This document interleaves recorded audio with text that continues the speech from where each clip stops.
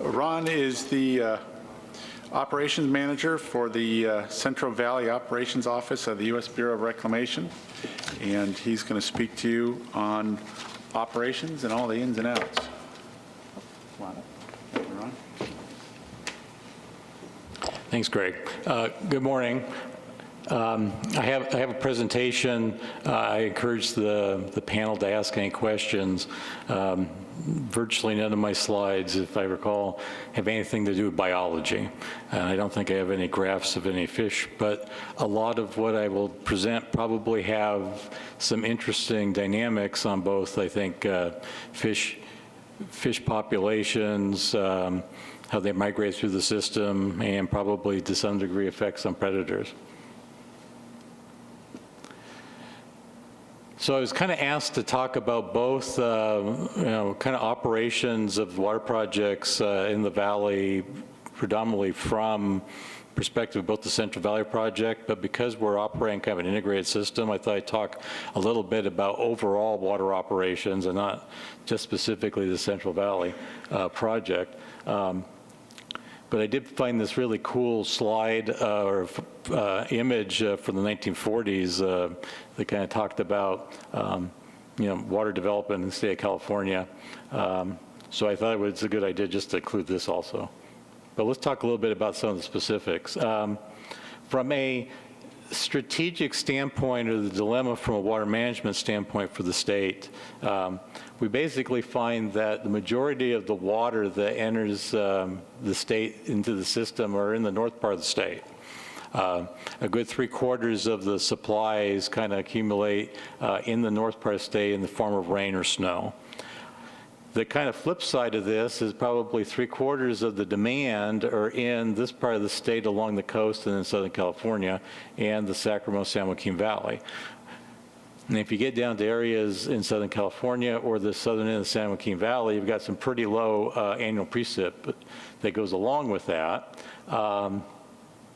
It's also complicated by the fact that a lot of this precipitation is in the winter, whereas a lot of the demand is in the summer and fall. So we have both the timing sense and then also trying to get the water to where it goes. To large part, this just shows an indication of the delta. I'm kind of using the delta in this case for this graphic as kind of a wheeling hub, if you will. This graph shows where a lot of the water that enters the delta comes from. 3/4 of it's coming from the Sacramento Valley. But you do have some water that comes from these east side tributary streams. Calaveras, McCollum, Cosumnes rivers. Then the San Joaquin River Basin contributes another 16%. And this kind of gives an indication of where does that go. There's a bit of consumptive use within the delta. And a lot of our discussions in these forums tend to talk about the estuary and the fish populations, but there's considerable amount of agriculture occurring down the delta as well. Obviously, a lot of this water is finding its way out to the bay. It's not all being consumptively used. And then there's consumption in the Bay Area, if you will. And then so much of this is going to the Central Valley Project and then also down to the State Water Project. Here's just another little more crude pie chart showing just kind of the indication of how much of the water is actually coming out of which basin. We even have a small sliver here, which is just rainfall precipitation on the delta itself.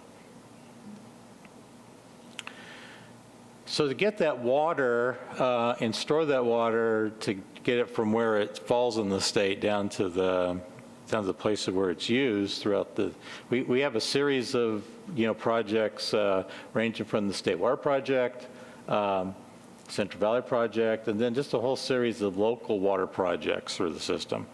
But moving to the CVP for a moment, these are the big reservoirs in the system that the Central Valley Project,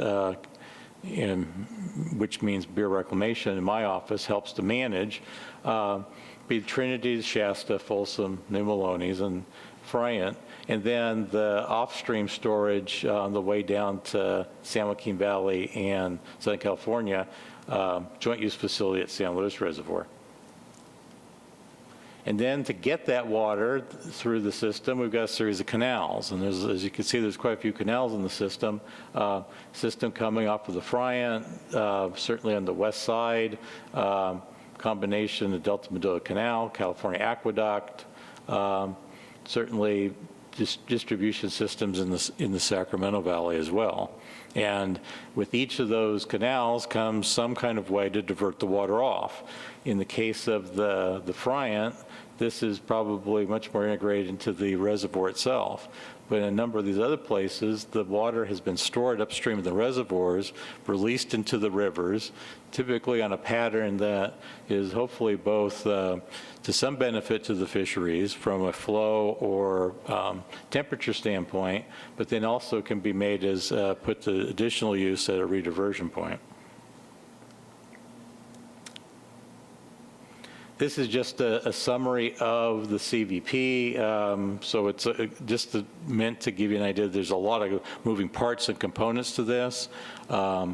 Reclamation, and its part of the project, is trying to work this as an integrated system as well, meeting the needs of individual requirements on systems, local water right holders, and different customer bases within the CVP system.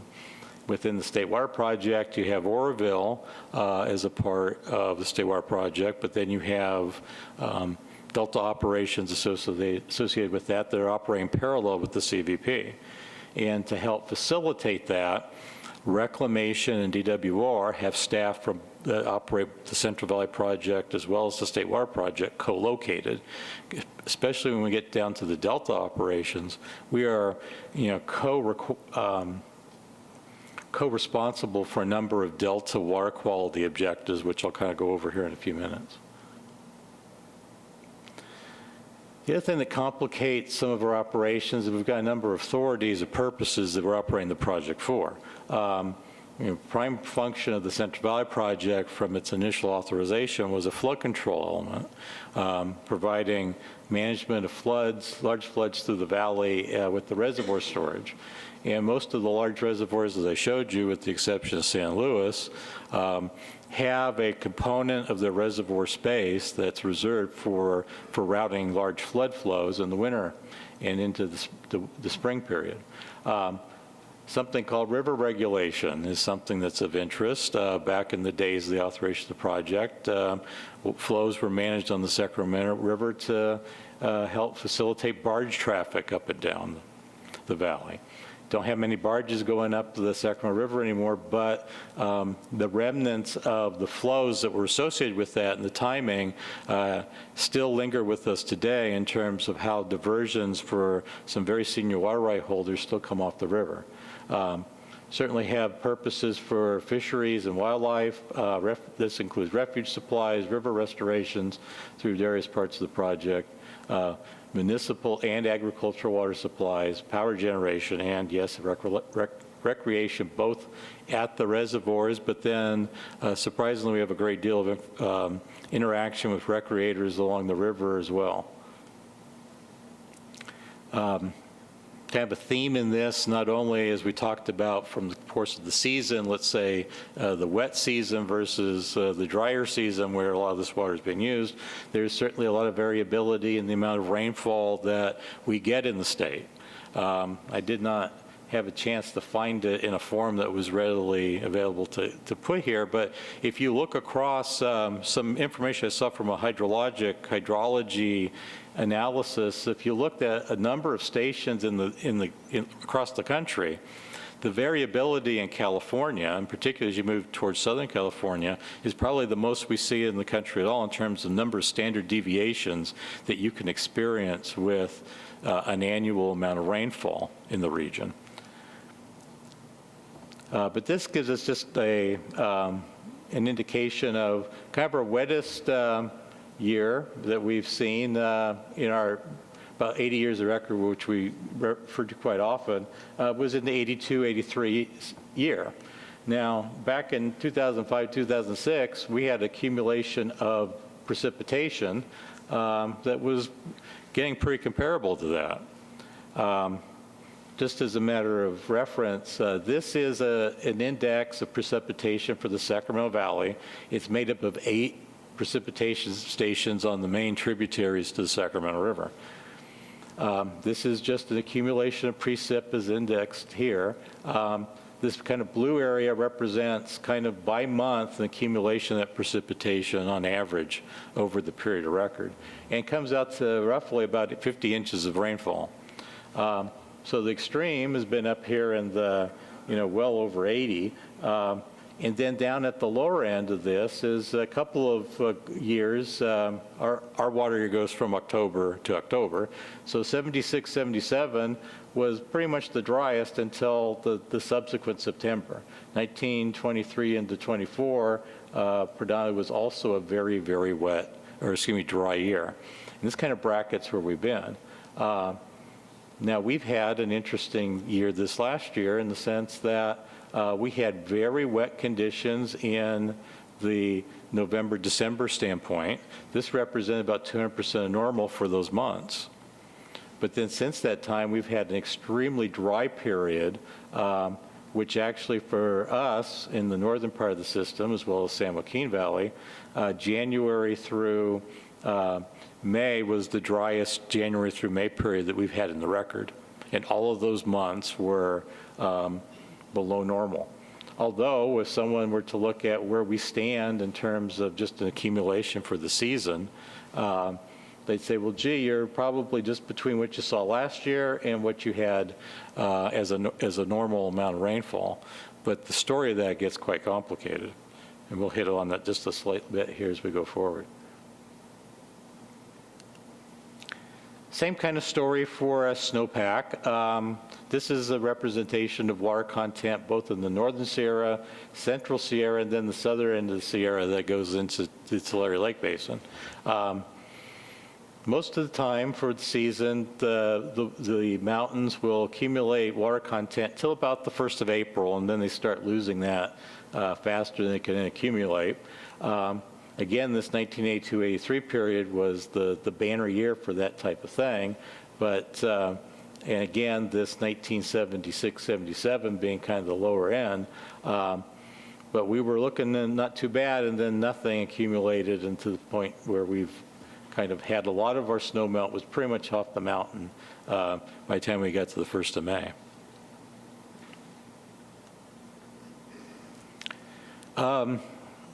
There's a little interest, I think, on how do the reservoirs operating the system, particularly the big reservoirs, kind of changed the hydrology.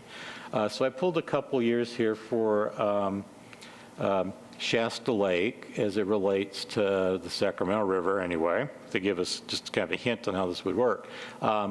Just to give you an idea as to what you're looking at here, this is by month storage in the reservoir. This upper area kind of an indication of precip events in this particular year, which was kind of 2009 going to the 2010 year. This kind of gray area represents the allowable flood control space. So this area is reserved for flood operations throughout floods in case that were to occur. The red line indicates kind of a hydrograph into the reservoir in this particular year, and the green represents the outflow. Now, as you can see, we were coming into this year a fairly low storage elevation up until about mid-March and started accumulating things with these storms here, accumulating pretty quickly to just about full. So these big inflows were captured, and at the time, because we were really trying to recover some storage for a number of reasons, supply as well as cold water pool, very low outflow, and then towards the summer to help manage both in terms of water supply and temperature management, we had outflows considerably more than inflows. So here's an example where we're quite a bit flip-flopped in terms of the flows into the river or into the reservoir being quite a bit just in terms of different than the release into the river.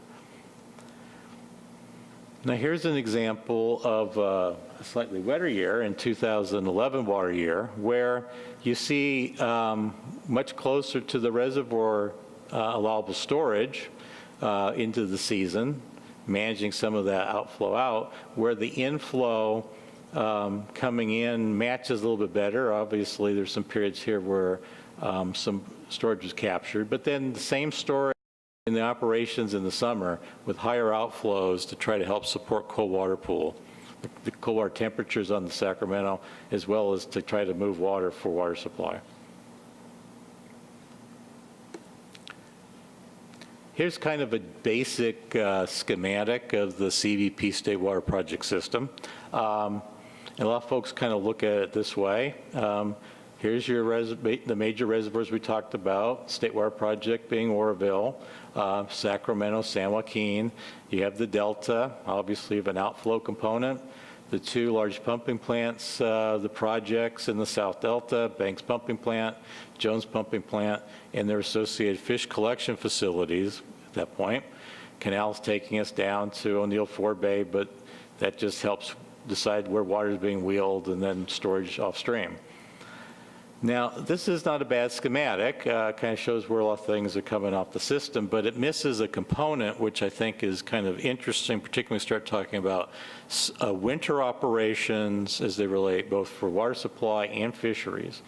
And that is an area here that we work with looking at all of our forecasts as basically this unregulated portion of the Sacramento River Basin. Now, this is fairly overlooked and underestimated in a lot of folks' conceptual model through time. And this can be a significant amount of water that we need to take into consideration during our operations and our forecasting. And it can have a lot of significance. So, although I showed you what was happening in terms of a release from Shasta and how that looked, what comes in and adds to that flow or may not, and then subsequently there's a lot of depletions or diversions from the river from senior water right holders between this approximately 4 to 5 days travel time from, let's say, Shasta down to the Delta. So to kind of help illustrate that and the timing, kind of superimpose this to give you a little flavor. This is a general hydrograph for a station called Ben Bridge. And this is in the upper part of the watershed of the Sacramento River. If I go back just a second, that would probably be in about this location. But there's a couple large stream systems that come in and feed the Sacramento just upstream at this point. The peak of this is usually January and February into March. On average, this is about a 2 million acre foot bit of runoff, but it has quite a bit of variability, as you can see by these air banners. Sometimes this could be less than 1 million, but as much as 5 million acre feet annual. But this median number of 2 million is kind of on the, gets you on the scale. The median inflow into Folsom Reservoir is only 2.4 million. So there's quite a bit of water here that can make or break a lot of our operations in the spring. And here's a bit of an example of what we saw this year, because as I showed you, we had lots of precipitation in the early part of the year, but then had an extended dry period. Well, first we'll start with the blue, these three blue periods. These are basically at now as a point of, if you visualize all the runoff that reaches the lower end of the Sacramento River, probably at Freeport, but you kind of tease out the reservoir releases associated with that. You are looking at something that looks like this. This line here is the average of what you would see down at Freeport by month. This is being the 10% exceedance, and the 90% exceedance is this light blue line. The red is what we experienced this year, and as we started out, and particularly in the December timeframe, significant runoff from the basin, given those two very wet months that we had.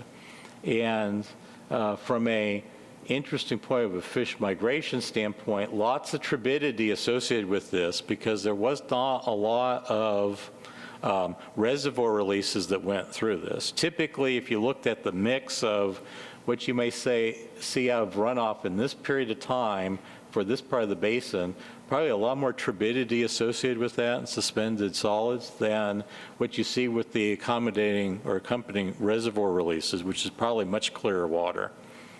And depending on the total flow at Freeport, the turbidity that you see there will depend a lot on if it's being driven by this kind of unregulated flow or if it's being driven by higher reservoir releases.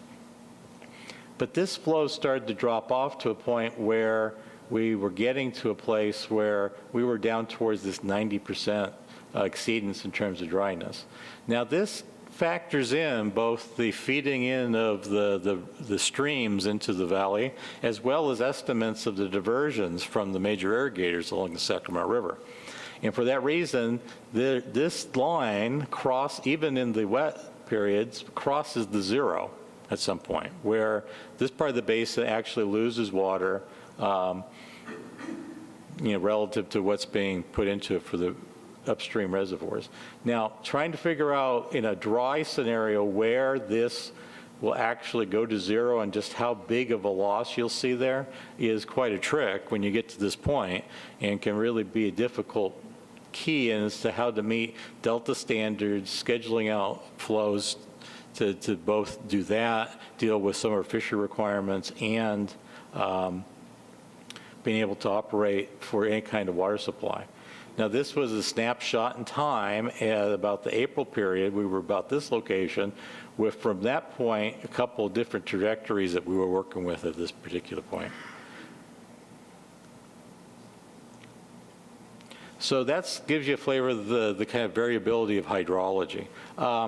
So we have a lot of various permit requirements, agreements, contractual obligations that we need to work in up and down the system. But a lot of those do take and kind of come to a manifestation in the Delta. The first key thing is obviously our water right permits. And we have a number of requirements that are associated with that. One of those stemming from there is Water Right Decision 1641, which basically outlines the requirements in the Delta for various water quality standards. And it's quite a complicated mix of things, because it is keyed into conditions both from a water year type and actually the hydrology from the previous month. And I'll give you a little flavor for that. The biological opinions, as they currently are functioning, are also a key component of this, particularly when it relates to the Delta. Key piece of that, I think, is with the Fish and Wildlife Service biological opinion as it relates to management of exports and flows in the Central Delta to help manage both adult Delta smelt, and then as we get later on to the spring, the entrainment of larval or juvenile smelt. Obviously, the flood control manuals that we need to operate to for upstream are significant. We have a number of agreements and other requirements for flows and temperatures upstream. Some of those relate back to our water rights, some relate back to our biological opinions. Carl kind of mentioned a few components of what's going on with CVPIA. There's a number of projects that stem from that, and river restoration, and something called the Coordinated Operating Agreement, which is how Reclamation and DWR ultimately share the water supply that reaches the Delta. That has a set of agreements as to who will provide what flows to kind of meet standards, and when flows are available in the Delta, basically which of the two projects gets to pump that or be able to use that for supply. Okay, this is just a generalized chart about some of the Delta water quality standards as they relate to D1641. And there's kind of some various symbols over here, certainly a suite of things that go on with Sassoon Marsh. Some ag water quality standards in the northern Delta, a set of those in the South Delta. Certainly some flow requirements as they relate to the North Delta. Some of these are related to M&I water supply, some agricultural diversions, and then a number of these though are also related to fishery. And they're targeted to various fisheries, and outflows in the spring, particularly as it relates to positioning of X2, are indexed to a lot of times the previous month in terms of the water, the runoff into the basin. Almost all of these are indexed to the water year type. So when you get those all lined up, you need that map to show you where those stations are. You have something like this that talks about the various standards. These are kind of color-coded by the type of standards they are, which months they apply, and then these little notes in here refer to probably 5-6 pages of footnotes in D1641 as to what is the requirement, and are there off-ramps, and a number of things. So it's quite complicated at any one time. One of these things may, or certain years, one item might be governing well, some other conditions another one might be. And as conditions change significantly, like we saw, let's say, from November, December of this year to what we saw later in the winter, we basically had to kind of migrate from one set of standards that we're probably controlling to others. So all of this hydrology, carryover storage from one year to the next in upstream reservoirs, status of the species. This last year, we saw quite a few adult delta smelt in our fish collection operations, but that had not been the case a number of years before that. Some other times we were maybe concerned with Chinook salmon in the density of take over, let's say, short periods of time with some adjustments to operations. This particular chart just shows the variability of the main exports in the South Delta. The blue bar represents the annual volume that was exported at the Central Valley Project operations at Tracy. And the red line represents the Banks pumping plant. And as you can see that there's quite a bit of variability, particularly on the state project side of this, but obviously in the drier years, both projects are getting less water. CVP is probably just a bit more stable. That's a product of the number of reservoirs in the basin that Reclamation is operating, as well as some of the nuances of the coordinated operating agreement.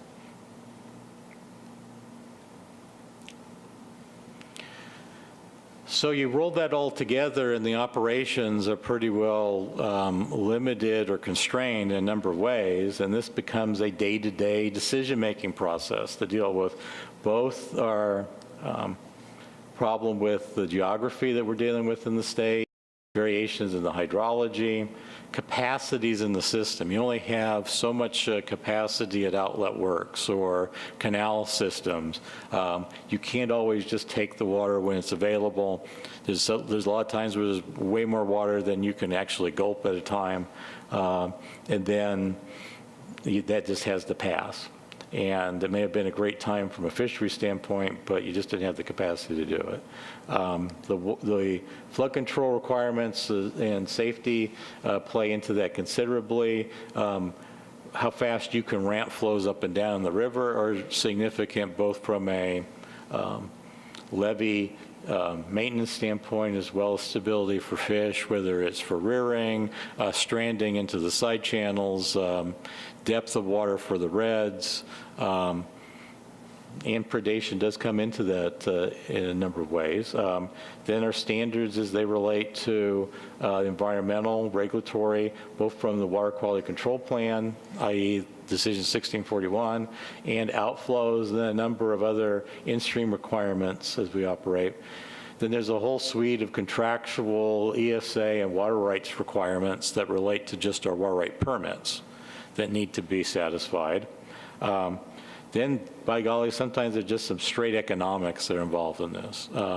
Sometimes to do something from a water supply standpoint, you just can't, it doesn't make any economic sense to try to get that last acre foot of water. You just have to let it go because you want to kind of meet your other requirements above. And then demand patterns can be significant. In a year like this, last year, where very dry conditions, senior water right holders needing water to irrigate earlier in the spring, has a much different pattern on the water that reaches the delta than, let's say, a wet spring where some of these irrigators can't even get into the fields to work them to prep the land. So this year was a great example where we had folks out doing their work, prepping their fields in probably February, and I've seen some of these where they're still in May trying to get out in the fields that it's just too muddy. And that affects demands in the summertime. You can get, if you get 10, 12 days of above 100-degree weather in the system, that gives you a different demand pattern than you would if you have a relatively cool summer. So with that, that gives you a little bit of a flavor of the operations for the state, but I'm sure there's plenty of questions that go along with that. Could you talk a little bit, for the benefit of the fish people, about the Delta Cross Channel and the export pumps in the Delta itself? Sure. Let's go back to probably this slide. So the cross-channel gates are located here on the Sacramento River. And initially, the purpose of the gates was to allow, in the summertime, the fresher water from the Sacramento River to flow more into the central delta towards the export facilities, rather than the water going further into the delta, picking up salts, and then kind of coming back this way towards the export facilities. So typically in the summer, the operation is to have an open gate here. Now in the fall period into the early part of the winter, we have exercised the gates at times to be able to balance the salt loading between these two stations, Edmonton and Jersey Point. Jersey Point is kind of influenced more by the central delta San Joaquin River side of this in terms of salinity. And in a case here, if you needed to try to get some fresher water towards that point, you would probably say my operation would be to have the gate in an open position. But if Edmonton on the Sacramento River was getting saltier, probably what you would like to do is close the gate to kind of keep the fresher water in this part of the system to kind of push that salinity out. The whole time, whether it's this kind of operation or a net outflow at the bay, it's basically the idea that the outflow will help push the higher salinity water out further away from this. Obviously, there's recognition that you have a gradation of salinity, but in general, higher outflow will kind of push that salinity further out to the west. So that's kind of the thinking. So there are periods of time where there is in the fall, as Carl kind of alluded to, we're probably on a much more sensitive pattern in terms of salmonids in the fall period to have more days closed to allow that migration to occur and not allow fish to get kind of rediverted with that water into the central part of the delta. And we have looked at some things like non-physical barriers, acoustical barriers, a number of different studies have been done to try to figure out, is there a way to create the flexibility of letting the water come through but not the fish. There's also some dynamics on the backside of this where fish on their way up to the McCollum River may get somewhat confused by a gate being in an open position. But that's kind of the idea of how the gate affects some of the quality. And first of all, as I said, in the summer, it kind of helps improve the quality of the water being exported in the South Delta. It also has the effect is if these stations are controlling and the gate's closed, particularly if it's a Jersey Point or one of these other stations that might relate to Contra Costa Water District, a closed position for fishery could in fact create a need to create more outflow, thereby the switch you have to turn is reduce your exports. And there are some circumstances where that does line up, where a closed gate position, basically, we have a pretty balanced condition in terms of the salinities in the central delta. And if there's a difference in the pumping rate that could be supported if that gate's open or closed. Did that answer your question?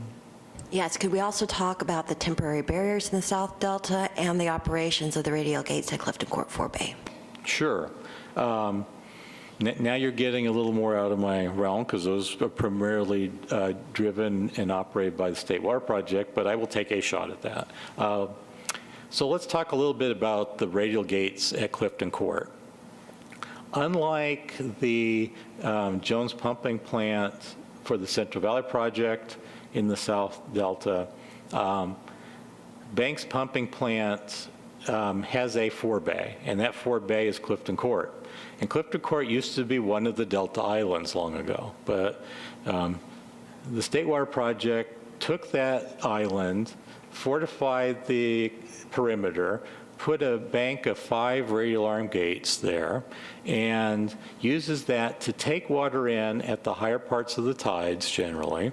And that does a couple things. One, it helps preserve water levels in the South Delta.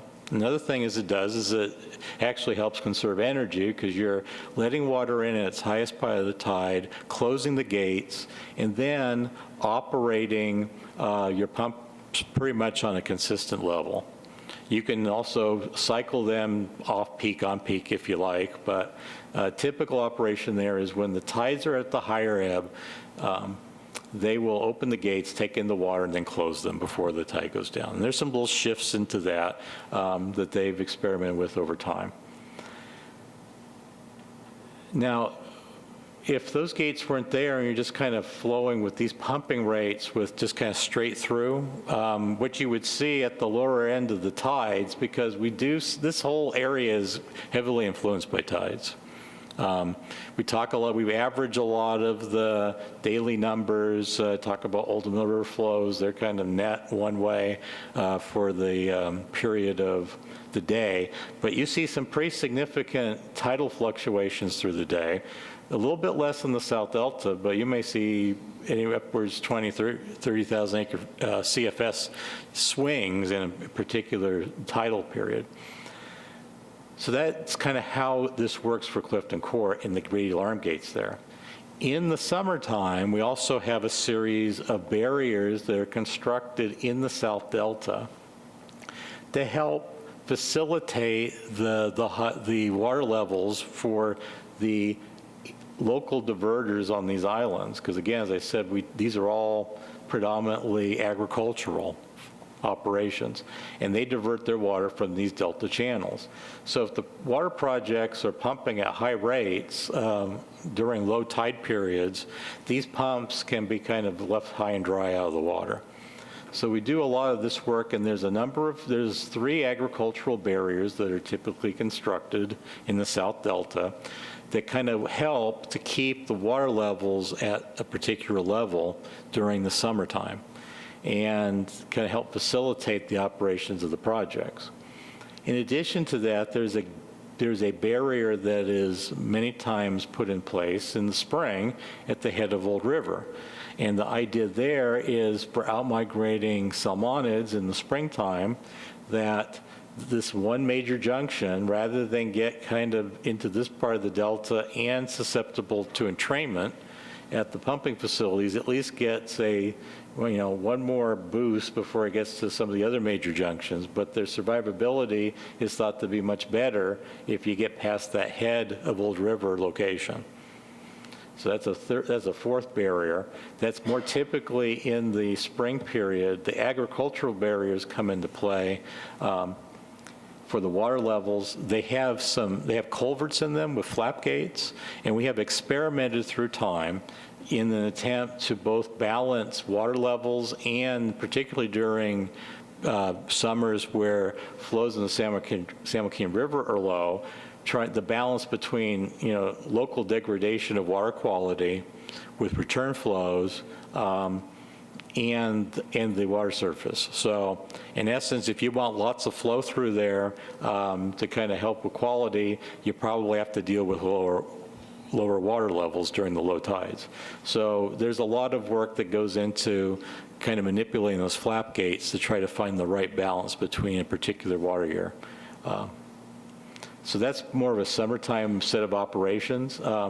When exports are at a little bit higher level, for a number of times, whether it's in the spring or in the summer, ordinarily, as a rule of thumb, the higher these pumping rates, the Sacramento River water coming through the cross channel will be of a better quality, and the quality in the South Delta will tend to be a little better. When these rates are lower, you see a kind of a buildup of salinity that occurs in the South Delta. A brief follow-up question on that.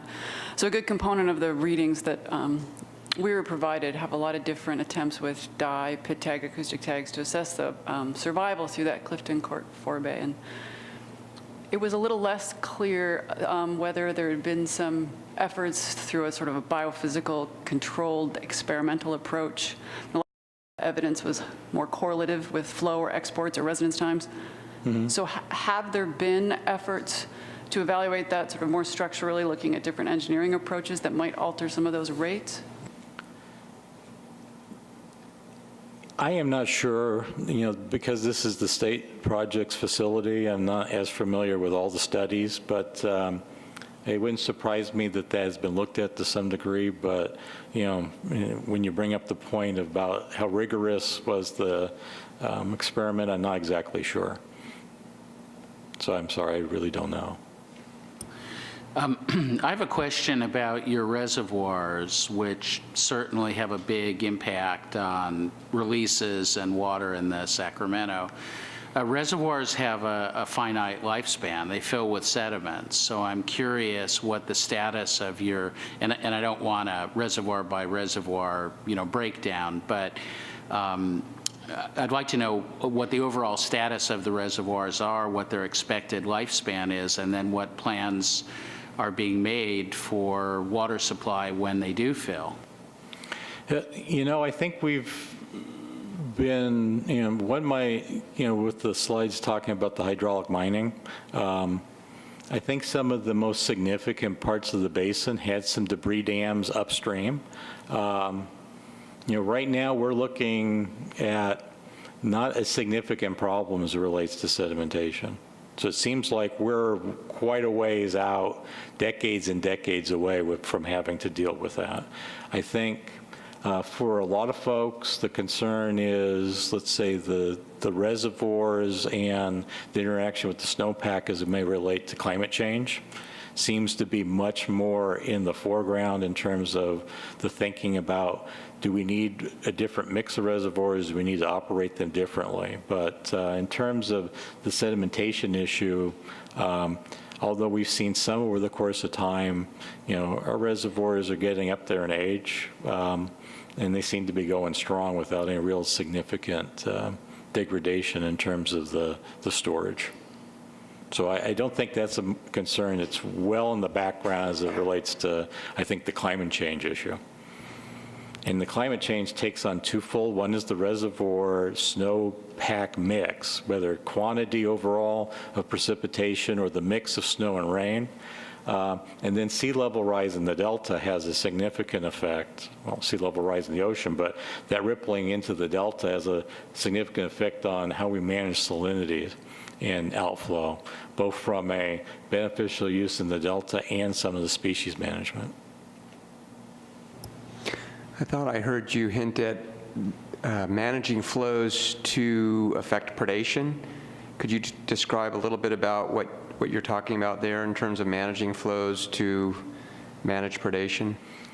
Well, as it gets down to the delta, probably not a lot you can do with that. I think some of our project operations as they relate to predation have a lot to do with management of the cross-channel gate.